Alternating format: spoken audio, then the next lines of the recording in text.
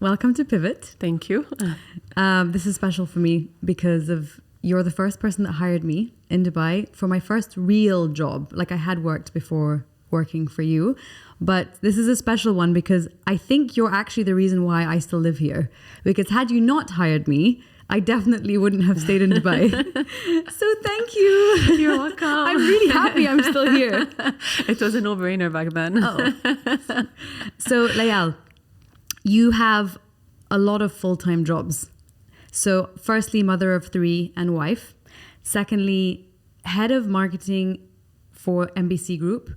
And you also have a side hustle, which I don't think it gives it credit if I say side hustle, but it's a hustle on its own called Gemini Bakes, which has 100 plus followers on Instagram and 200 plus followers on YouTube, subscribers on YouTube. Yeah.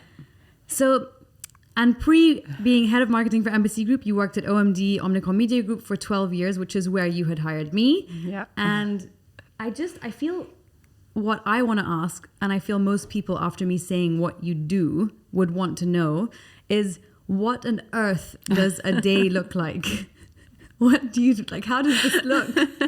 Sometimes I ask myself the same thing. Oh, okay. And what do you feel about your day? I feel like it really is a lot. Yeah. Maybe it's not for everybody. That's what I tell people. I tend to take on a lot as a person. Could be a good thing, could be a bad thing. But it's part of my personality. I've always been a person who's super ambitious, very energetic, wants to do a lot of things, sometimes too many things at the same time. Yes. And wants to do well at all of them, which is sometimes, it's not a perfect scenario and it's something that's very hard to attain. But I have to say that I try to structure myself the most. And I feel like I need to ground myself a lot of times. And I have to be very honest and admit to everyone, I do have burnouts because I push myself so much. So it's not always, this perfect picture of, oh, wow, I'm great at my job. I'm a great mother. I create content, regularly and everything's perfect. It's not. It's quite a lot to take on. But it's a very conscious choice from my side because I want to do so much. And I still have the energy to do it. So, yeah. Well, this question, I had it in the back of my head, but I'm going to jump on it now. So sorry, it's diving deep quite quickly. But do you feel like you're doing all of this for anyone's approval? So first off, it comes from within, I have to say, so ever since I was a kid, I was always, want to take part in sports, be good in school, etc. Do I need validation? Yes, I would definitely say so. And sometimes it's not only to prove to myself that I'm good enough, it's also to prove to the people around me, which could be, tiring, of course. And I always try to get self-validation, through a lot of different ways, etc. But I would be lying if I said, I don't want my parents' approval, or I don't want my husband to be proud of me, or I don't want my kids to look up to me, or even the community where I post, my colleagues at work. At the end of the day, whatever you do, it's external, right? So people see it. And when they see it, sometimes I get energy from that. I get energy from words of encouragement, people saying, oh, Layal, we admire you so much, you're doing so well. So I guess it's a combination of me being happy with what I'm doing, but also wanting, that external approval as well. From people that matter to you more than anything. Yes, definitely. Okay. And imagine yourself as a cup, an empty cup. Okay. And you need to put certain things inside this cup to ultimately give you joy. What are those things that you would put in the cup? I think first and foremost, I put peace of mind because I think that's the one thing that I keep chasing. And I've been chasing over the years. And once you have kids, I think that goes away completely. And I miss that. So I put, maybe half of it. Yeah. Peace of mind, love, affection. I'm a person who's very affectionate, needs, people's love around me. I'm a very social being. And it's, again, not anyone. It's really the people that I care about the most. So I'd put a lot of that in there. And definitely fulfillment. you know, from the things that I love doing, like dancing, writing, creating content, traveling, fulfillment from my children, you know, as much as, you know, I stress out, having children and being a mother got me a lot of fulfillment, free time. So I want to go back to peace of mind, because I think most people are looking for peace, you know, internal calm and internal peace. It's not an easy thing to get to, and ultimately I think that's going to be a goal for the rest of everybody's lives. You're trying to get to that, or chasing that. I don't really like to use chasing, because it means you're never going to get there. Of course you can get there, but do you feel you had peace of mind before having kids? I definitely had more peace of mind, but to tell you that I was completely worry-free or anxiety-free, that wouldn't be true. It was there, but you know, when you're younger, you don't think as much, you don't plan as much. But once you become an adult and you're responsible for other human beings, I think this is where, you know, my peace of mind went completely, you know, to zero.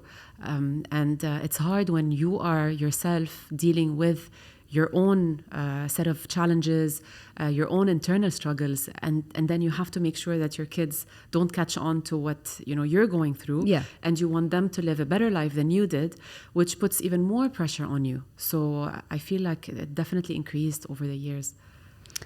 So in this woke world that we're living in, we're bombarded with things on Instagram about parenting, and actually, I wasn't going to ask you this many questions about parenting, but I feel it's leaning into there just for the time being.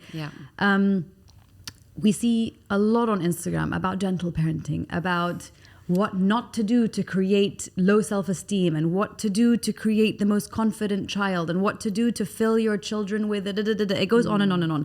And this is wonderful. Knowledge is king. Information is amazing. All this information we have, our parents didn't have, our grandparents didn't have. So it's wonderful, but it also causes a lot of nerves and stress amongst parents, because it's confusing. Because no matter what you're not doing what you just read, and then you're not doing what you read half an hour later. So I think it's intense, the amount that we're seeing about parenting. But there's one thing that I've seen that I've been able to relate to, so I want to ask if you can as well. Do you feel our children mirror the issues that we need to resolve within ourselves? So obviously children are smarter than we give them credit for when it comes to this, when it comes to feeling what's around them. And I feel like sometimes it's your actions that affect them. So for example, I'm a very anxious person in general, right? Whenever they get invited to ski trips, or let's say any kind of camping, outings, etc., my anxious self, the first, thing that I want to do is say no, right? So I always... Why do you want to say no? Because I'm always scared, right? This is how I was raised as well. Like, if you go out, maybe something will happen to you. I was living in Lebanon, so you can imagine the number of things that might have happened, right? So that fear has stayed within me. So that's my first, reaction. I always try to catch myself, and I actually do the exact opposite. I'm always the first one who signs them up. So That's try, amazing. Yeah, to everything, So, and my sister told me once, she said, for such an anxious person, you act the exact opposite of that.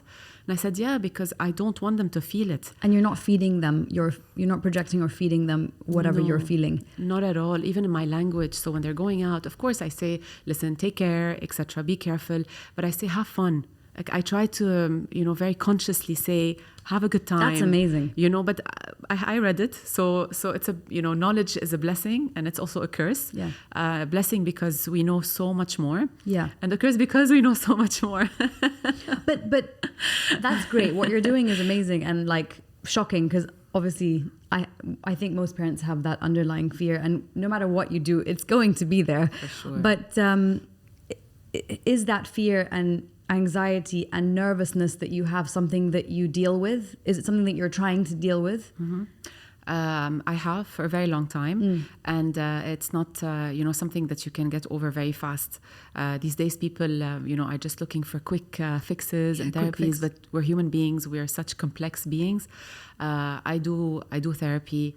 Of course, my yoga classes for the past 4 years have been a blessing for me. Exercise, dance, try to focus on myself, and any kind of healing initiatives that I feel I can connect with, I try to go for. And of course, read, learn from my own experiences, learn from my kids. Sometimes, you go with a certain way, and then they kind of, bring you back and teach you how to raise them. Our kids are much smarter these days. Well, that's the mirror that I was referring to. Yeah. Exactly. It's like sort of they're showing you what it is that you need to figure out. Yeah. So interesting. Yeah. But it's incredible that you're able to do the opposite of how you're feeling. So sign them up for those activities. Like that is that's great for me to know. Like hearing that is special, Yeah. Okay. So pivot. We kind of went off. Take a moment. Let's go back. This is very standard for us. But pivot because this is quite new. So to just give a little bit of background on what it is, we're here to talk about pivotal moments in people's lives. They can be small, they can be big, they can be perceived as bad, they can be perceived as good. Whatever the scenario, there is immense growth in those pivots, which is why, for instance, you're sitting here today and speaking about whatever the issues may be. You've clearly gone through a lot to be going through therapy, to have to take on yoga as much as you have in the last 4 years. But can you identify one pivotal moment in your life that you can really say changed you? I can't say it's one moment per se, but I can say it's a series of things that happened. Okay. So I can tell you, like, for example, 2013, I remember changing my role internally, which helped a lot in terms of the stress levels. This is with OMD? With OMD. Okay. 2015, I had my daughter. That was, a very tough point in my life. Having 3 kids, they're quite close in age. So that was very difficult. So your third child? My third child. Yeah. But I can tell you that 2018 for me was the pivotal year, more or less, because this is where, with the help of my surroundings, with my husband, with my friends, I was able to do something about everything I was feeling. Okay. Because before I was more passive, taking it all in. I didn't want to even seek any kind of help, but I feel like 2018 Why? for me, Why did you not want to seek help? I was exhausted. I was not feeling okay. I had no energy. So I had 3 kids under the age of 5 that I had to take care of. So I think, a combination of me, getting over obviously all the pregnancy changes after the third child, having 3 children, managing work. I never really wanted to stop work. I also had another side business back then with a friend. So it was already a lot for me. And I think 2018, I finally realized unless I do something about this, it's just going to get worse and worse. Yes. And I have to say, I had a lot of encouragement from around me. And I always give credit to Adib, my husband. I always give credit to Farah, my best friend, because she really helped me get out of this, very tough period that I was in. Wow. And so let's say the tools that you used was your support system. Yeah. Therapy. Yeah. Yoga. Was there anything else? I think it was also activities. So at one point, I stopped going out. My anxiety got so bad. I would refuse to go even to friends' birthdays, outings. I just wanted to stay home, to be safe, and to have my kids safe. It got to that extent. What were you feeling? So, for instance, let's say you were invited out, you didn't go out, you wanted to stay home. What would you be feeling about going out? I would already feel tired. Just the thought of me getting ready and leaving was exhaustedness. Yeah. I don't know if that's the word, but exhausting. And fear. Fear was really driving a lot of my decisions back then, I have to say. It really fear took over. Fear of what? Something happening. Okay, something bad happening. Yeah, either to me, I wanted, to be home, I'm safe, I'm next to my kids, they're okay. So I stopped going out for quite a bit, quite some time. And, my friends were very patient, I guess, because they still talk to me till today. So I think... Well, that's not you. That's not who you are. So if that's actually happening to you, clearly there's something wrong. Yes, exactly. So 2018 started, doing more activities as simple as, spending the day at the beach, doing different water sports. And then, bit by bit, I can't tell you like it was just a complete transformation, right?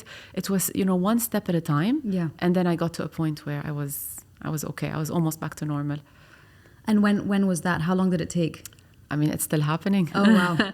It's a process, right? For us as human beings, and plus sometimes there's ups and downs as well. So that's what people have to understand, even if sometimes you feel like you got better, something might happen or a small trigger might happen to you where you feel, I feel like I went backwards. But then this is your chance, or this is your sign to just pick yourself back up and slowly, go back and do the things that you want to, I believe that you're going to keep being given and handed scenarios until you've resolved the issue. Yes. So you're going to be put in scenarios and in a way tested until it's truly resolved. Yeah. And even when you think it's truly resolved, it usually isn't. Yeah, because you'll be given the situation in a different form or a different shape. Yeah, I agree. But, well, I really hope that it's short-lived. And considering this is how you're feeling and this is what you're doing, it's really incredible. Really. So inspiring. So I think something that you've taught me, which will always stick with me, and it stays with me, and I really can't fathom how you are this way. But now, considering what you've just told me, I'm kind of putting the pieces together a little bit. So if I had to title you as a type of person, it would be you're the person that conquers with kindness and calmness. So we've been put in a lot of situations together, whether it be with clients or colleagues or mostly work-related things, where, they can be a bit rude and frustrating and very rude, actually, not just a little bit. Yeah. And, I'm more of a high-tempered person. I tend to lose it quite quickly. Less so when I was working with you, actually, because I think you had a really good influence on me. But then when I was set free, just don't know what happened. No, but honestly, I've never seen such a kind and calm person ever, really, because it's normal for people to lose their cool. It's normal for people to feel frustrated and to get angry, not all the time, but I've never seen you lose your cool. So this is what's the secret to that? Oh, wow. Okay. So I have to say that, sometimes I do felt that I lost my cool, but maybe on the outside. No. It didn't really show. You didn't, babes. You definitely didn't. Because really, I think I internalize a lot. Yeah. So there is a lot of this, internal anger, frustration, because, we have lived through very, very rough situations, and just now remembering really triggers a lot of memories. But no, we were in this together. But I think what I've seen with dealing with people in general, I feel that, coming to them with a more positive approach in general and a calmer approach gets the best out of people. And I feel that's why I was able to work so well with everyone, any type of personality, etc. Because I always used to put myself in their shoes, and I always used to try to solve whatever challenge or issue they might have. So that I think always kept me in check because I saw how they were reacting to me being kind and me being calm. Although, mind you, this is not what they teach you, right? They teach you to be cutthroat. They teach you to be, each man for himself. So I think I brought something different to the corporate world, which I talked about, I wrote about, people told me about, because I didn't realize I was doing it. But then after, a few years went by, I realized that, this approach for me works because be a good role model for the team that you're leading. So I'm glad this stayed with you. Oh, definitely. So that's one. You want your team to stay calm, you need to be calm. If you're, going out there and you're stressed about every little thing, then you are creating an environment where everyone else is stressed. So number one, I was very aware of that I had my team to take care of, number one. Number two, when I started seeing the collaborative effort that people started doing, when my attitude was different from everybody else's, this really drove me a lot. So of course you can't conquer each and every person, right? So there's a lot of people with, let's say, ego, or people who didn't want to be collaborative in the first people place. With ego, I think that was the toughest one, right? But I'm happy to say that 99% of people I was able to break down the barriers and make things happen. And sometimes yes, there is friction. Sometimes yes, there is conflict. But the core of it all is I genuinely want to collaborate with people because I want to make things happen. And once they know this about me, it makes it much easier to make things happen. Well, you have a very good reputation, and I think I really can't imagine one person saying something negative with you in the work environment, let alone like friends or family, of course. But to have that kind of reputation in work is difficult. So that's pretty admirable. Thank you. And something I'm sure you're also teaching your children just by action. So good lesson for me. Thank you. And for everybody. Okay, so would you have done anything differently in the last 10 years? And I say 10 years because I haven't known you 20 years. I'd love to have said 20, but let's be realistic and say 10. Would you have done anything differently, not just in work, in anywhere in your life? Oh, wow, that's a very tough question. I think I would have, just one thing is I would have tried to take it easier on myself. I think I really pushed myself. So, when I first had Ramzi, my first child, my firstborn, I was so keen on going back to work, and I was so worried about, leaving everything behind. And I think you might, remember. You had just hired me. You came back to work after 2 months? Two and a half, 2.5 by choice. By choice, yeah. I mean, my our CEO back then, he was incredibly kind and incredibly understanding, and he told me, take your time, take 6 months, be a mother, and then come back to us. And I'll never forget, what he's done for me. After 2 to 3 months, I felt that I wanted to go back, but at the same time, I exhausted myself. I didn't, give myself time to be, at home, being a mom full time, etc. And I did a lot of things that really not just exhausted me, exhausted everyone around me. So Adib, my husband, for example, really, he loves a woman who achieves, he loves a woman who's ambitious. But it came to a point where really he was just tired because of the pressure I'm putting on myself and everyone around me. So I think back then I was just so adamant on proving so many things that I really, I burnt out in a lot of ways. So I think that would be the one thing I would change. Yeah, to go a bit more slower. Yeah, and to say no. Slow down and saying no. Yeah, so important. Say no to so many things. What advice would you have for young women starting out in their career? And I say women because you're a woman and I'm a woman, and I feel there's enough advice going out to males. Yeah. Without sounding at all like I'm taking a side or that women are more important, but we are women, and I feel it's different.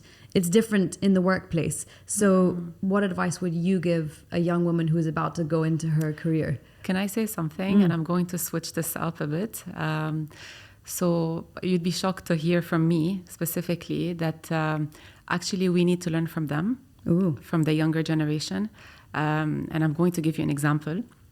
I was interviewing someone to join my team in the marketing and PR capacity. And we had the interview. She had an exercise to do in terms of PR writing, etc. And I was very happy with her work. And I told HR to extend the offer to her. So she agreed, and we agreed on a starting date. 2 days later, HR comes back to me and says, the lady wants to talk to you. She asked for your number, and is it okay if she contacts you? So I was a bit surprised because I thought everything was okay and the starting date was there. So I said, yeah, of course. I mean, if there's any concern, I'm happy to to address it. So she called me and she said, listen, I'm very excited about the role, but I'm just worried about one thing. I need to understand how the hours are like, because my husband works many, many long hours, and I just want to make sure that I'm not going into the same environment. if I tell you how much I respected that phone call and that woman for standing up for herself, and she actually taught me a lesson, because when I first started, I was so intimidated and I was so scared of either not being hired or being fired because I'm not staying long enough or not giving 1,000,000,000%. I actually, that's why I burnt out. So I respected it so much because, you know, she set her boundaries, and she's a very hardworking person, by the way. It's not like, you know, she just wanted to come in for a few hours. But, you know, I think the younger generation have a few things to teach us about setting boundaries and about what to expect in the workplace, about not staying too long in a toxic workplace if something is not working for you. That's not to say that you give up fast, because I see it sometimes in the younger generation giving up a bit too quickly. But I feel like, you know, some of them know they've got that balance, and they're challenging the status quo of the corporate world. This generation has gotten a really bad reputation for, I think, being lazy or not putting in the work that, for instance, the generations above them have. Yeah. That is true, but not about being lazy. The work environment is different, especially after COVID. Definitely. The hours are different, but they are healthier for everybody, and the same amount of work is getting done from what I'm reading. They're much more productive. And I can speak for my team, who are I have, you know, a range 10 to 15 years younger than me. They're as hardworking as me, you know, and they give as much. They're more productive. But again, I respect the fact that, you know, at work, sometimes you can take a break. As long as you're finishing what you need to finish, I'm not going to micromanage you. I'm not going to ask you about each and every task, because this is how you empower them. So that's what I learned from the younger generation. But what I can also say is try to gain as many experiences as you can.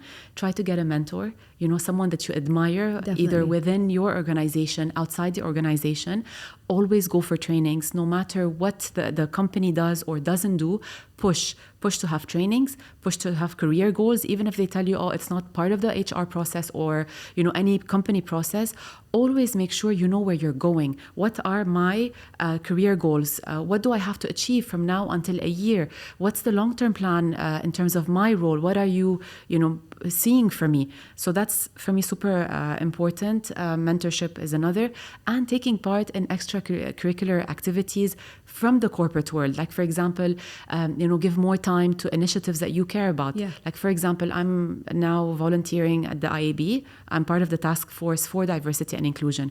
That's adding to my experience. That's increasing, you know, the level of knowledge for me and my network. Exactly. Networking, I think, you know, for me, networking is super important. So try to go to these, you know, corporate events. Try to network outside of your company. That it teaches you so much about other people.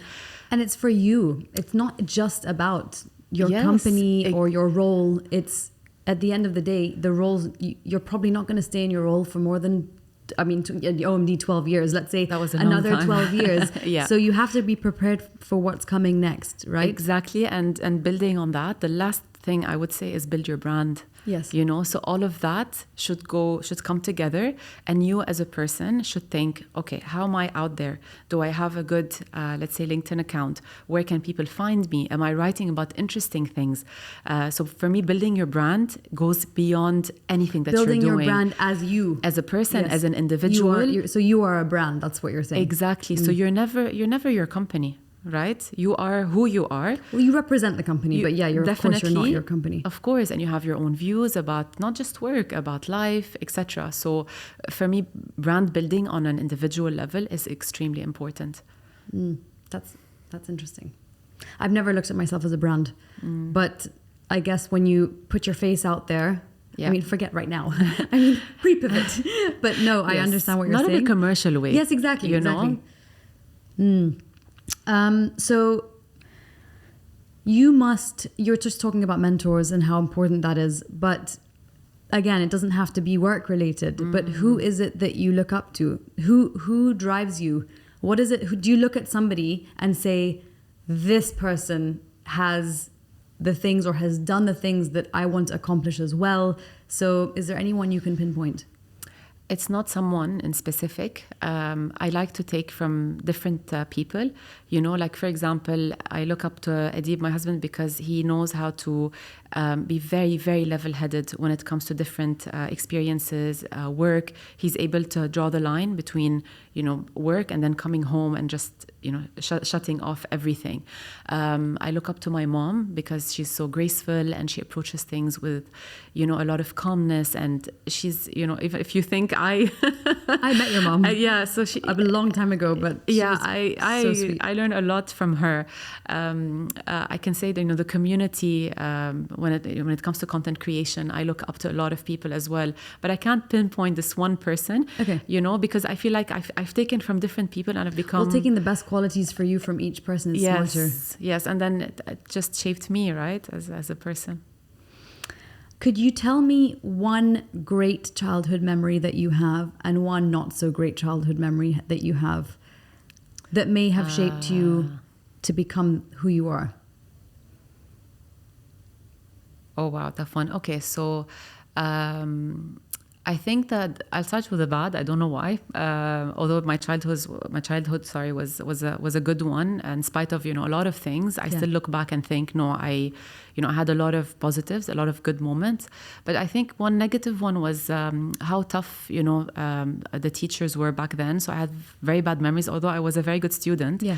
But, they used to raise children and students in a completely different way. So I have, bad memories when it comes to, the severity of the approach of teachers back then. I don't know why this is the first thing that came to mind. I think happiest memories were the ones where, I used to go out with my parents, spending time together. I can't, pinpoint just a specific memory right now, but I think it was mostly, doing things with them. And they used to make so much effort, to take us out and spend time with us. So I think that would be one of them. So intimacy with the family, which you've carried into your family as well. Big time, big time. And I just realized how much our parents taught us in terms of life skills. And now I do the same with my kids as well. I want to teach them as much as I can.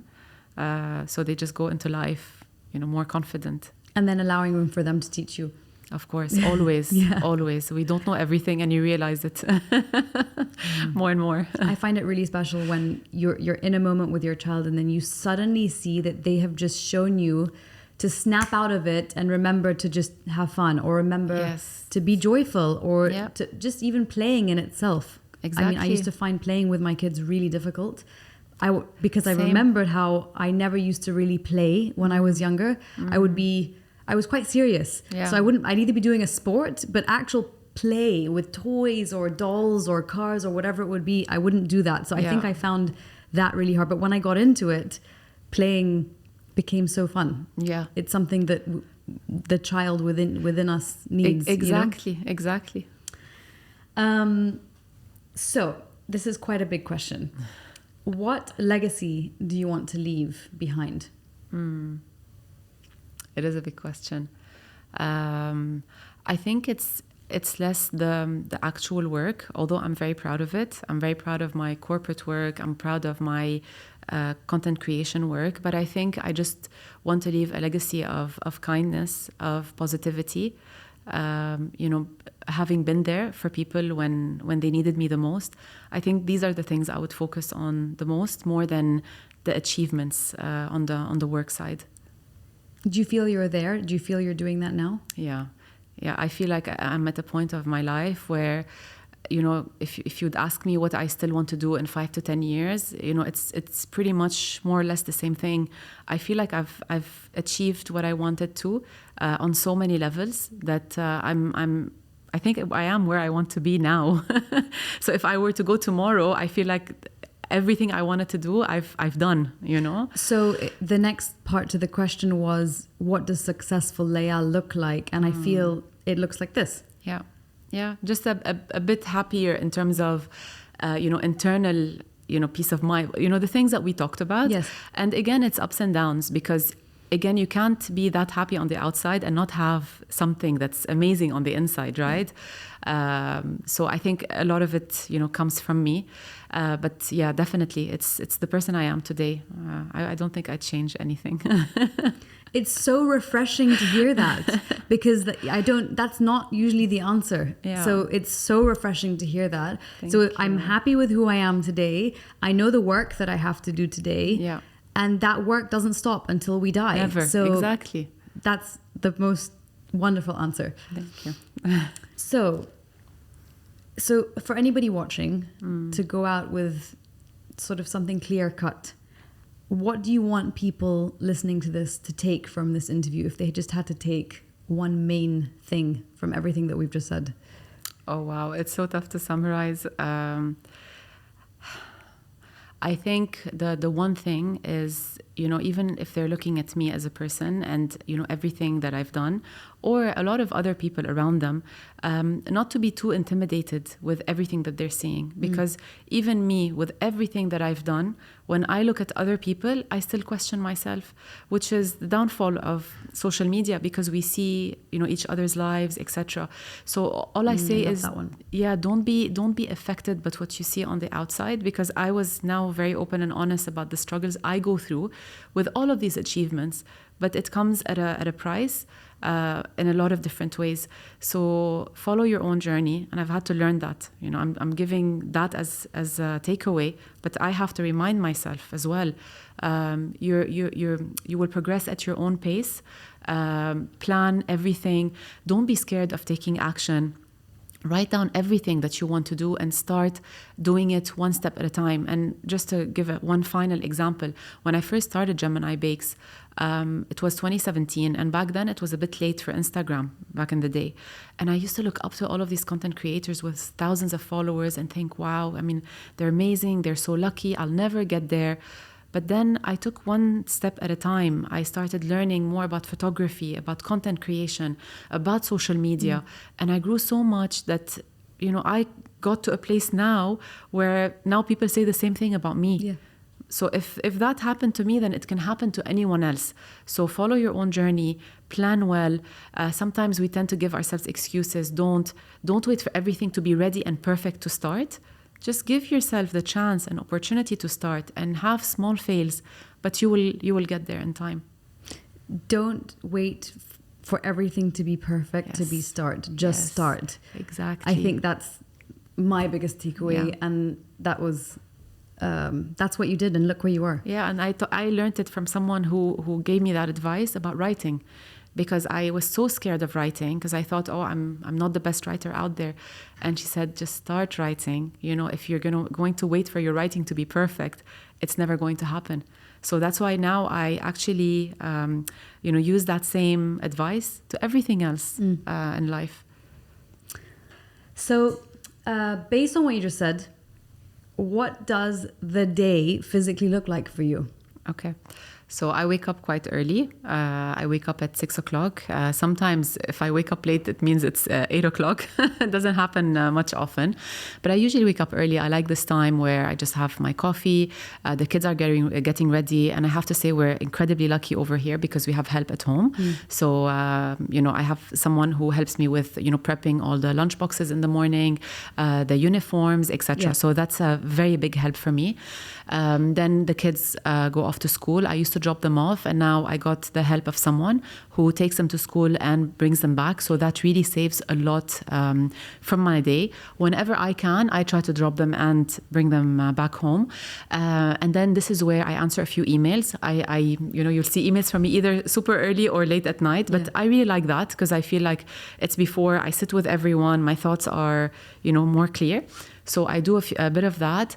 I exercise twice a week, and I do yoga once a week. And the other days where I'm not doing any of these, I try to film in the morning. Okay. I try to shoot content that I edit for Gemini Bakes. Yeah. So you're going to hear a lot of different things that are... Well, because every day is not the same anyways. Exactly that. And, it's not... There's no balance per se. I don't think anyone will ever reach that kind of, balance. But anyway, once I film, if I'm able to film, I just finish everything I need to finish, and then I go to the office. And this is where, a few hours of the day go by. I'm incredibly lucky to work in an organization where it's flexible. So if I have to leave earlier, etc., that's completely fine. And usually my afternoons are dedicated for the kids. So it's either the football lesson or the tennis or gymnastics. So this is where everything goes into place. If I have any doctor's appointments as well, and then the evenings are for the kids as well, because I don't film. I never film at night. I always film in natural lights. That's pretty impossible to have 3 kids running around and then film. Sometimes I do that. Like I usually spend a lot of the weekend shooting, and it's very stressful because they want to do their own thing, etc. But I try to finish super early in the morning in terms of filming, because then we make plans. The weekend for me is plans with the kids. Sometimes if I have a brand collaboration, sometimes I spend a full day filming, so I have to make plans for them on the side, etc. So to tell you that I have not have to do sacrifices would be wrong. I've done quite a few sacrifices. I felt guilty a lot of times, but I can safely say that I've made it up for the kids in so many other ways, that I feel like they're quite fulfilled and they don't feel like they don't see me. So yes, sometimes they get frustrated if I go to work all the time and they're home, and they voice it, right? But they have to understand and they have to know that their mom has a life of her own. She wants to achieve things, and I tell them, like your mama's going to, to the office, she has her job. So they understand that, and they try to come with me to the office, which sometimes that must be very healthy. So the sacrifices are there. And same for my family. There are a lot of times where I don't spend enough time with my husband because I'm filming.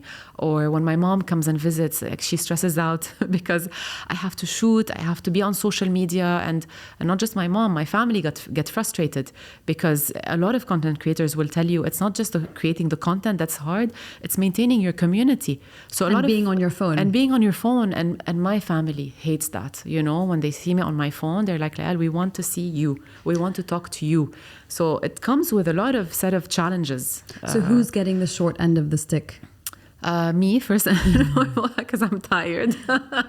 But it's the people around me sometimes, I mean, the people directly around you. Directly around me, Not have to, but they are with you on a day-to-day basis. On a day-to-day basis, because I have to do so many things. But again, I try to make it up in so many other ways that I feel like it balances things out. And I really choose my time in terms of where I spend it and who I spend it with. So there's a lot of friends that I'd love to see, but we keep postponing and pushing. So that's also affecting my social life. But personally, I prioritize what I wanted, and this is what I want. And it might be coming at the expense of a few friendships, but my friends understand, So obviously, sometimes they might get upset. They want to see more of me, but they understand and they see, the different things I have to do. So, I think real friends would obviously understand. They understand, definitely. So, obviously, trying to maintain this balance with family, social life, with work, with your side business as well, is extremely demanding. You've just said who is sort of getting the shorter end of the stick, whether it be you, whether it be your kids wanting more of you, or your family being frustrated. Do you think this is taking a toll on your health?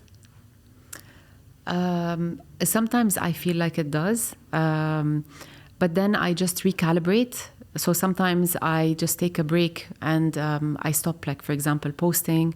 Like the last few days, work has been so demanding. My corporate work job has been so demanding that I've taken a kind of a step back from other responsibilities. Yes. So I'm trying to take things more slow. So I've come to a point of my life where I know when to stop and where to stop, although I'm still taking on everything, but I just change the frequency of things and the speed at which I'm going, So I'm still going to the same place and I'm still doing the same thing, but maybe I won't do it as frequently and as fast as I'm going. Which is something you've learned from having previous burnouts. Yes. And therapy maybe, has that helped you? Definitely. And what kind of therapy are you doing?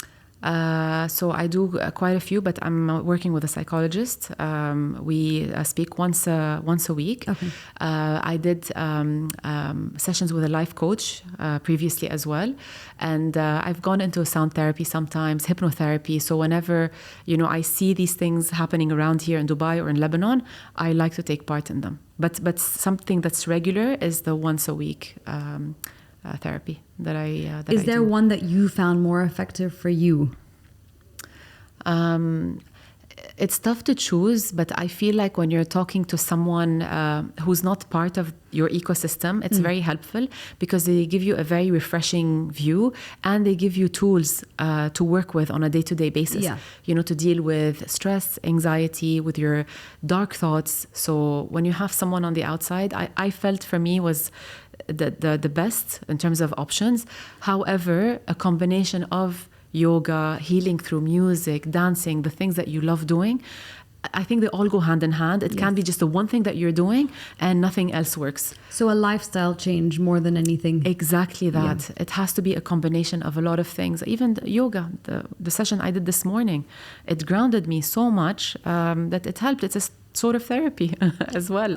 Definitely. I've actually recently started yoga and it wasn't something I could get into for years. Same. And I think you have to be in a different state of mind to actually start yoga. And after my third child, I just thought, let me give it a go again, and fell in love with it. Exactly. It was shocking.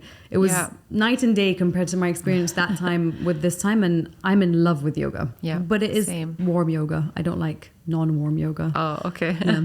But as long as you're doing it, right, and doing something that you're enjoying, it's just self-help. Yeah, it's weirdly addictive. Know? There's something very highly addictive about it, and I'm sure there is more to it. Obviously, it's the breath work and the poses you're doing and what it's doing to your anatomy and body and chakras and all of this. Like, there's a lot to it, but we would both recommend yoga to people in that case. Definitely. Okay, wonderful. Thank you for coming on. And I feel we just got the words of wisdom from the master. Thank you for having me. Really, it was a pleasure.